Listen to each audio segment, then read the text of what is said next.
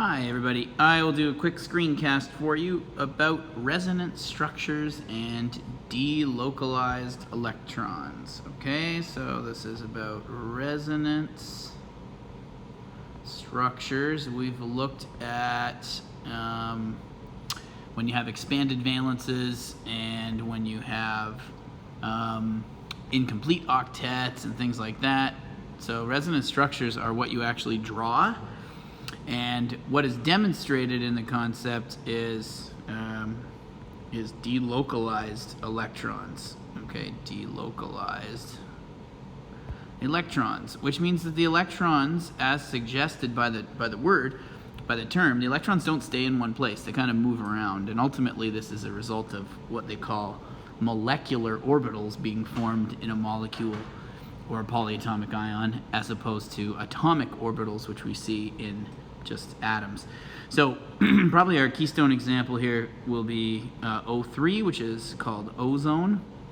If we go ahead and try and make the standard Lewis structure for ozone following the rules, we're going to have to make sure we include all the valence electrons. So count up all the valence electrons that are present in O3. There's going to be 6 for every single oxygen. There's 3 oxygens for a total of 18 electrons. That's what we have to show.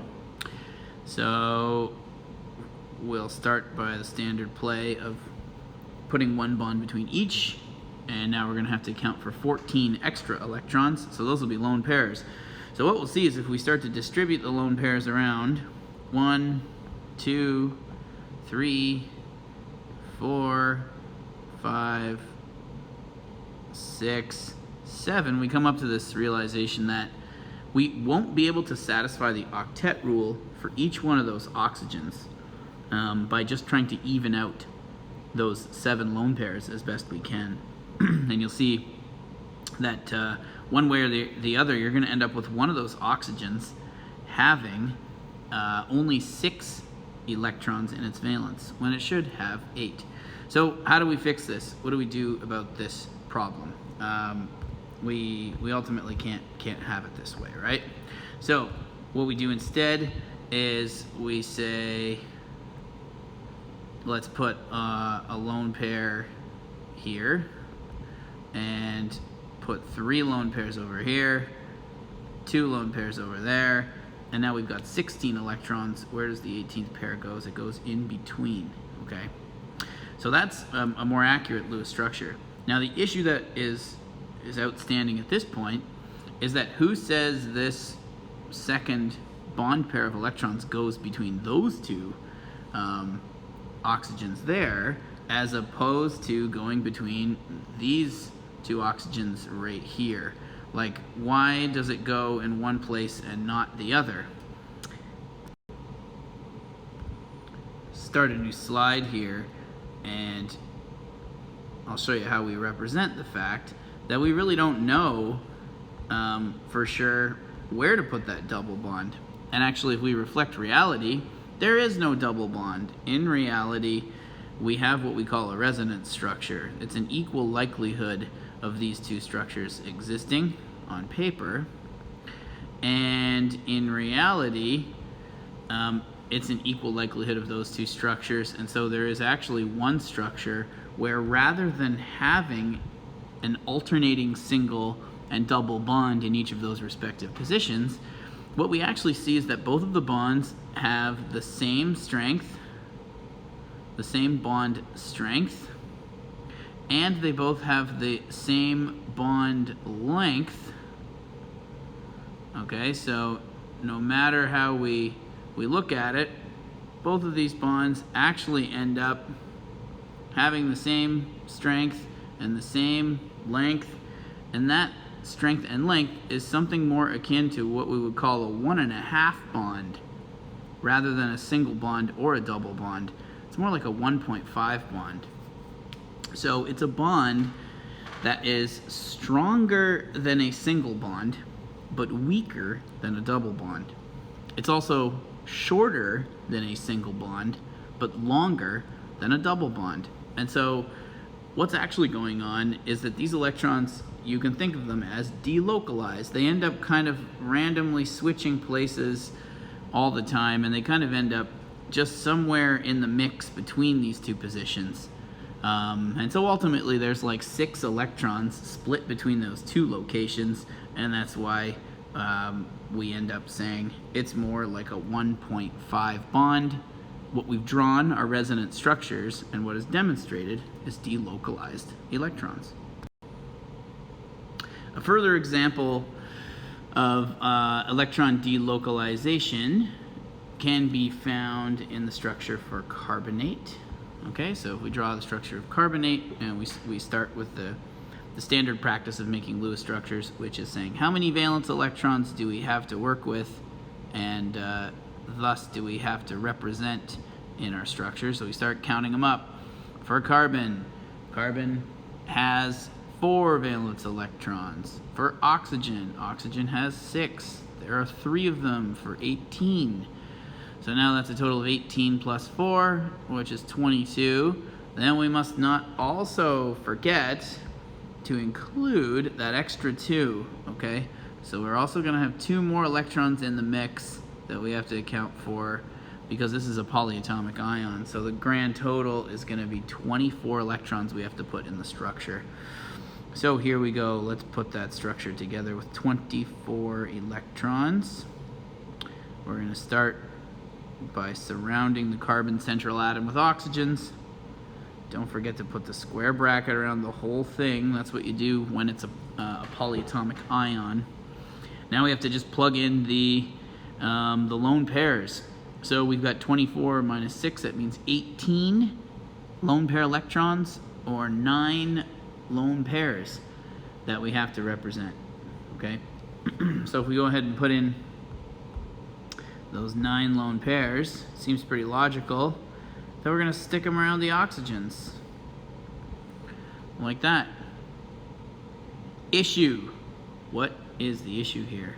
Well, the issue is that poor carbon in the middle there does not have a full octet. Is it incomplete octet or what? It's not. It needs a full octet.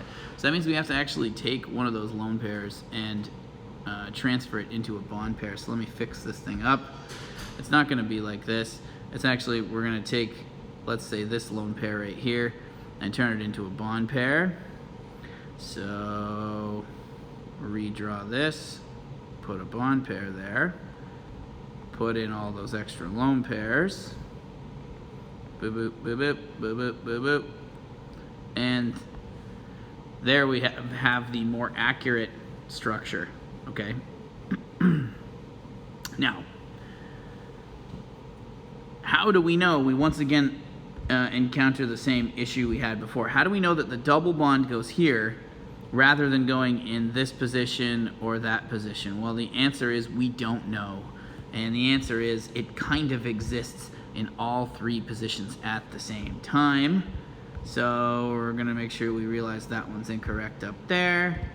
And we're going to draw the resonance structures for this, which we could say represented this way.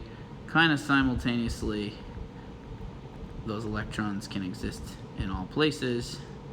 And in reality, they are actually spread or distributed between those 3 possible locations because they are delocalized.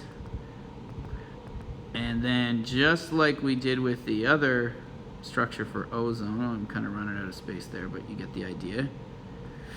Just like we did with the other structure for ozone, we'd say if those electrons, that extra bond pair, are spread between the 3 locations, it's kind of like a third of a bond.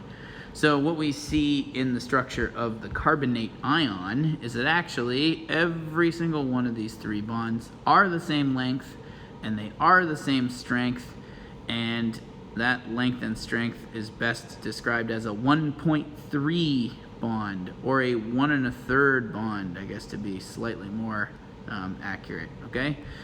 So that's a 1 1/3 bond. And again, it is a bond that is slightly stronger than the single bond,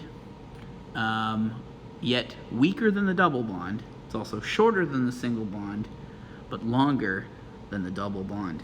So that's also a case of delocalized electrons in a resonance structure. Finally, as a free complementary bonus structure, because we are going to have to talk about this in more depth in the days to come, I would like to bring up benzene. Benzene is a molecule, C6H6. Very unique and very important structure in organic chemistry. It has delocalized electrons, okay? And so this is a ring structure. We haven't really seen a ring structure before at this stage in the course, I don't think. If you're a biology student, you see them all the time, but chemistry students have not. So what we have is 6 carbons in a ring, so that deals with our 6 carbons, and we have 6 hydrogens. Every single carbon has 1 hydrogen attached to it. Okay, not too wild of a structure so far, unless you consider that the octet rule here is actually not obeyed for any carbon. How on earth do we rectify that?